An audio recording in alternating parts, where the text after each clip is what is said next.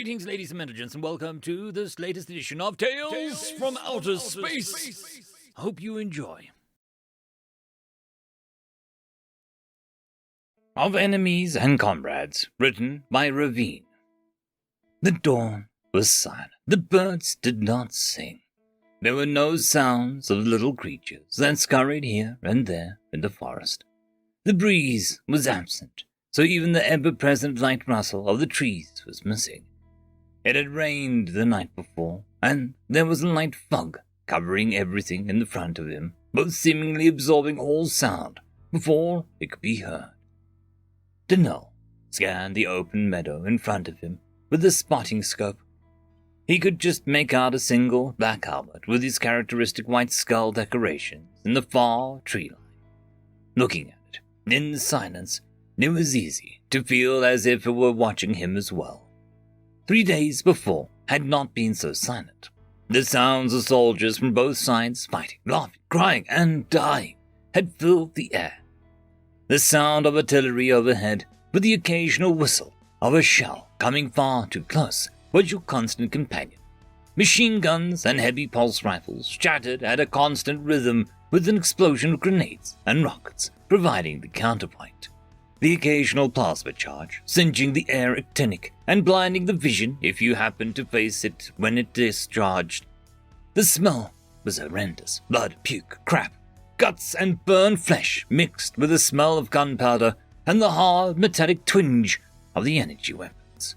Fires had burned constantly between the two sides, adding smoke to obscure and confusion to what exactly was happening on either side. Now there were no more screams, no more weapons fire, and no more death, except for the stench rising over the entire plea like a pall. Denel had searched their fortifications from one end to the other.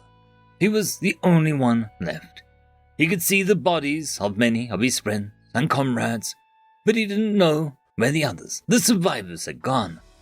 He had scanned what he could see of the enemy lines, and all he could make out was the helmet of one lone enemy trooper. He wasn't sure if it was dead or alive.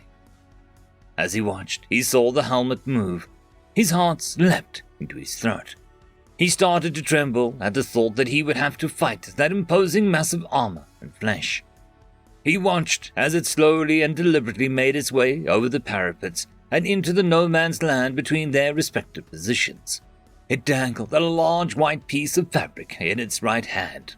Denel didn't see any sign of the deadly firearms or portable missiles that usually marked the appearance of one of these demons.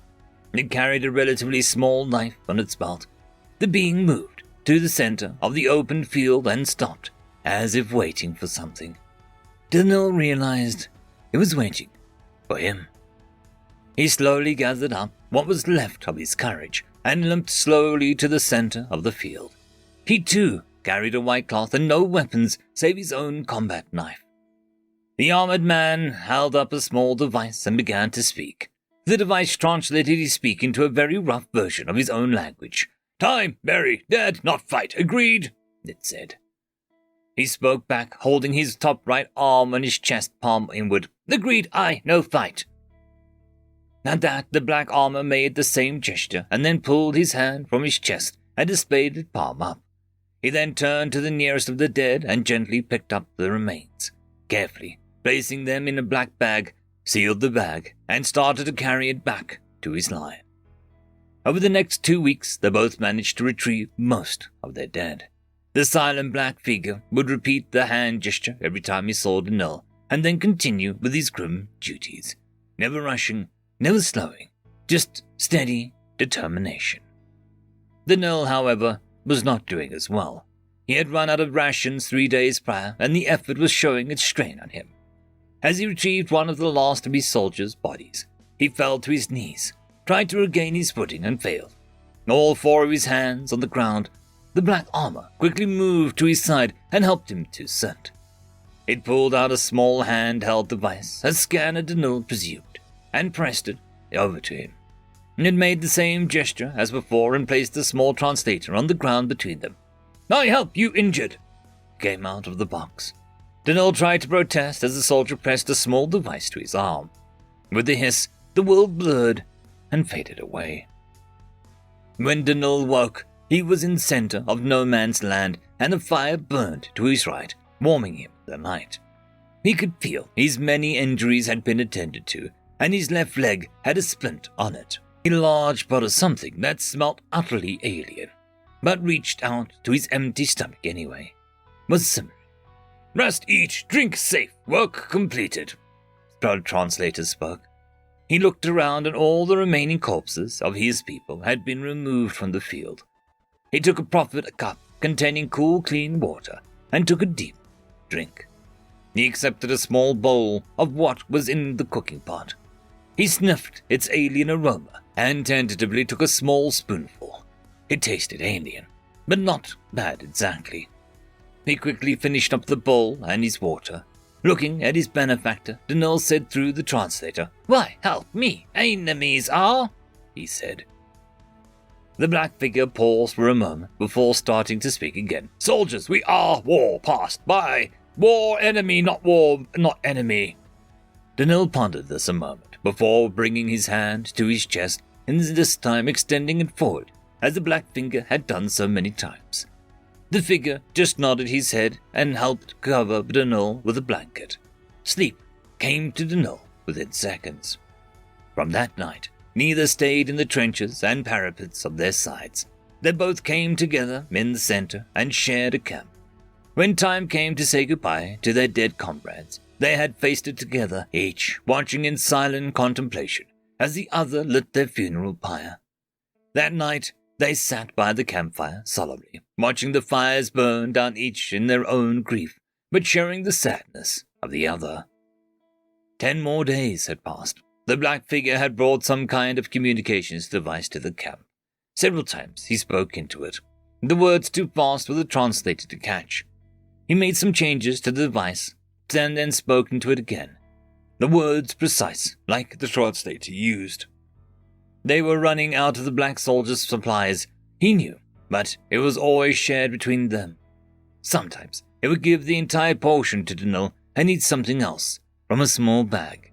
He said, "This poison I eat."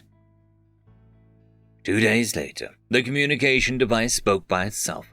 At first, it had been the same too quick to translate language the black one spoke, but then it changed into his speech.